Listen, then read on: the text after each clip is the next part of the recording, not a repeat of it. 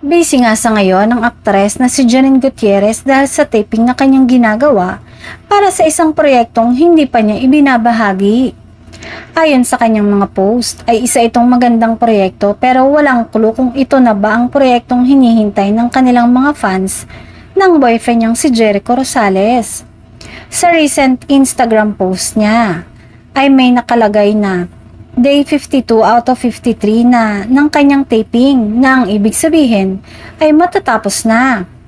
Maaalalang may mga haka-hakang lumabas kamakailan na baka isa siya sa magiging cast ng susunod na season ng Incognito.